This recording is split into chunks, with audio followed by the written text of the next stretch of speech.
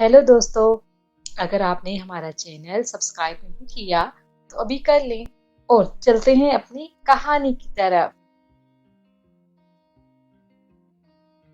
एक गांव में हुस्ना अपने माँ बाप के साथ रहा करती थी। वो एक स्कूल में पढ़ाया करती थी। हुस्ना इखलाक की भी अच्छी थी और वो सबके काम भी आया करती थी, मगर उसमें एक खराबी थी कि उसका रंग तो गोरा था मगर उसके चेहरे पर दाग थे, जिसकी वजह से उसके लिए जो भी रिश्ता आया करता था वो वापस चला जाता था। उसके वालिदैन भी उसके रिश्ते की वजह से बहुत परेशान थे और उनके पास इतने पैसे भी मौजूद नहीं थे कि वो किसी को जहेज की लालच देते तो वो हुस्ना से शादी कर लेता। एक दिन हुस्ना अपने स्कूल में अपने साथ एक टीचर के साथ बात करती है और कहती है कि मैं बहुत परेशान हूँ। मैं क्या करूँ, मेरे दाग खत्म ही नहीं हो रहे। मैं सब कुछ लगाकर देख चुकी हूँ, कोई भी क्रीम, कोई भी टोटका काम ही नहीं कर रहा। तो उसकी दोस्त कहती है, देखो हुस्ना, मैंने सुना है कि इस पहाड़ी के पीछे एक बूढ़ी औरत रहती है। वो एक क्रीम देती है जिसकी वजह से लोग बहुत बहुत खूबसूरत हो जाते हैं। तुम भी वहां जाओ और उससे वो क्रीम ले लो। हुस्ना जब ये बात सुनती है तो वो सोचती है कि क्यों ना मैं भी अपने बाबा से बात करके चली जाती हूँ। इस तरह मेरे जो चेहरे पर दाग हैं वो खत्म हो जाएंगे। वो घर वापस आई और उसने अपने वालिद को सारी बात बताई। उसके वालिद बोले, बेटा क्या बातें कर रही हो, वो तो बहुत खतरनाक पहाड़ी है। वहां जाओगी तो ये ना हो कि तुम्हें कोई नुकसान हो जाए और हम अपनी बेटी को भी खो दे। मगर हुस्ना नहीं मानती और वो अपने वालिद को मनाकर चली जाती। अब वो पहाड़ी पर पहुंची तो वहां पर उसे एक बूढ़ी औरत नजर आई जिसने अपना चेहरा छुपाया हुआ था। उसने बूढ़ी औरत से बात की कि मुझे ये परेशानी है और मैं चाहती हूँ कि जो करीम आपके पास है वो मुझे दे दें।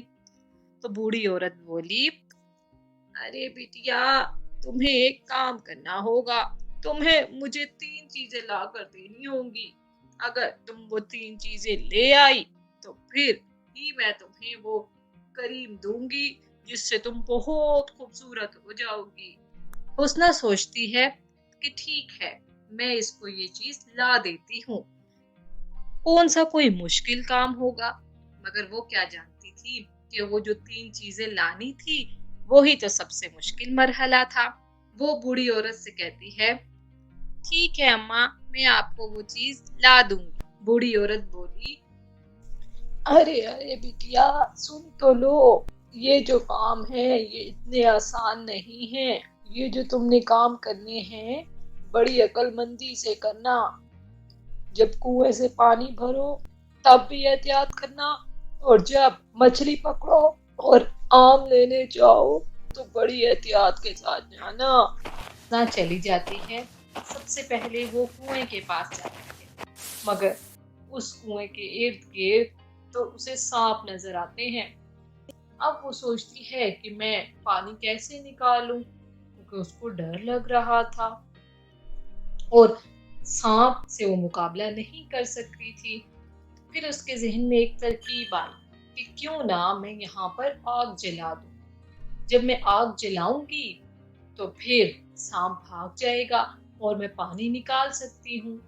उसने वहां पर आग जलाई और सांप भाग गया। जैसे ही सांप भाग गया उसने वहां से पानी निकाला और उस औरत के पास ले गई। जैसे ही उस औरत ने वो पानी देखा वो बहुत खुश हुई। उसने कहा, शाबाश बिटिया, शाबाश, तुमने तो बहुत अच्छा काम कर डाला। मैं बहुत खुश हूँ। आज तक कोई भी ऐसा काम नहीं कर सका और कोई भी करीम नहीं ले जा सका। हुस्ना दूसरे काम के लिए निकल पड़ती, जो कि उस औरत ने बताया था कि उसे नदी से एक नीली मछली लेकर आनी है। حسنہ جاتی ہے، وہ بہت تلاش کرتی ہے کہ اس کو نیلی مچھلی نظر آ جائے، مگر نہ تو اسے مچھلی پکڑنا آتی تھی اور نہ ہی اس کو نیلی مچھلی کا پتا تھا کہ وہ کدھر ہے۔ وہاں پر ایک مچھیرا بیٹھا تھا، اس نے اس مچھیرے سے بات کی۔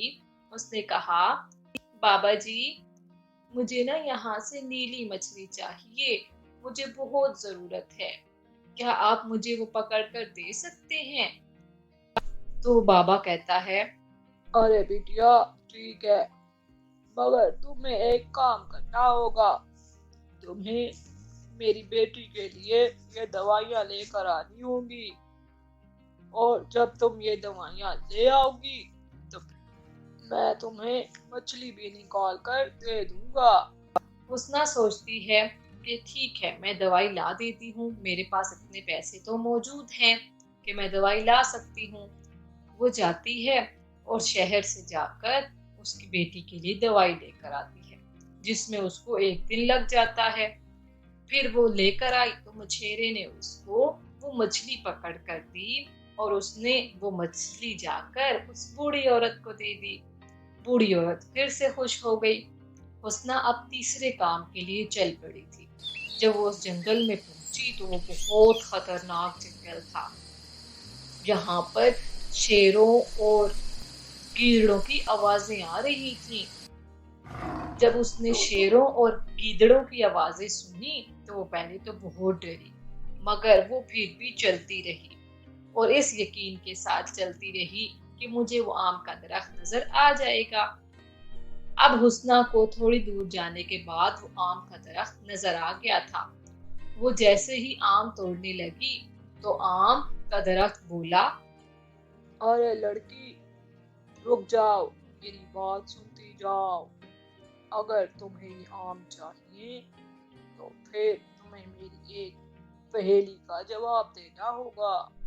وہ پہیلی یہ ہے کہ اگر میں تمہیں یہ سارے آم دے دوں تو تم ان کا کیا کرو گی؟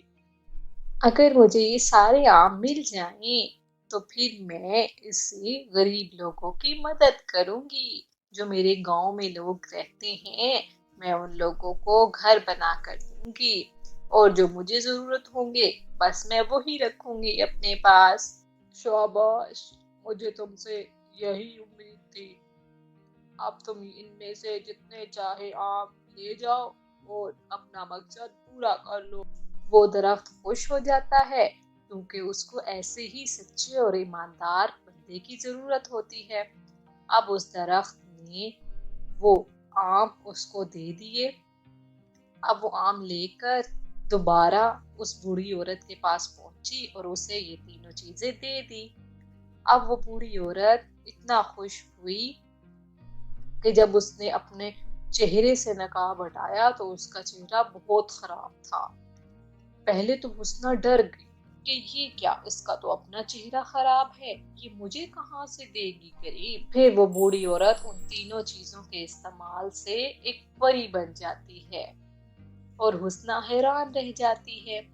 پھر وہ پری بولی، میں ایک پری ہوں اور میں پری لوک سے آئی ہوں، مجھے یہاں پر ایک چڑیل نے ایسا بنا دیا تھا، اور جب تک مجھے یہ تینوں چیزیں نہ ملتی تو پھر تو میں واپس ہی نہیں جا سکتی تھی اور نہ ہی میں پری بنتی۔ تم ایک سچی اور ایماندار لڑکی ہو جس نے میری مدد کی اور جو اپنے مقصد پہ پورا اتری۔ اب تم ایسا کرو کہ میں تمہیں اپنے جادو سے ایک کریم دیتی ہوں، تم وہ لگانا، اس سے تم گوری بھی ہو جاؤ گی اور امیر بھی، مگر ایک خیال رکھنا کہ تم غریبوں کی بھی مدد کرنا نہیں بھولنا، مجھے تم سے یہی امید ہے۔ حسنہ جیسے ہی وہ کریم لگاتی ہے تو وہ بہت خوبصورت اور امیر ہو جاتی ہے، اس کے پاس بہت پیارے کپڑے بھی آ جاتے ہیں۔ اب وہ واپس اپنے گھر آ گئی، اور جب گھر آئی تو اس نے دیکھا کہ اس کے ماں باپ تو رو رہے ہیں، وہ سمجھے تھے کہ حسنہ مر گئی ہے اور وہ اب تک واپس ہی نہیں آئی، کیونکہ اس کو گئے ہوئے 2 دن ہو گئے تھے۔ جب وہ گھر پہنچی تو اس کے ماں باپ بہت حیران اور خوش ہو گئے۔ پھر حسنہ نے انہیں ساری حقیقت بتائی اور یہ بھی بتایا کہ اب میں بہت امیر ہو گئی ہوں، اور پھر ان کے پاس ایک بڑا سا گھر بھی آ گیا جس میں وہ خوشی خوشی رہنے لگے، مگر حسنہ نے غریب لوگوں کی مدد کرنا نہیں چھوڑی تھی۔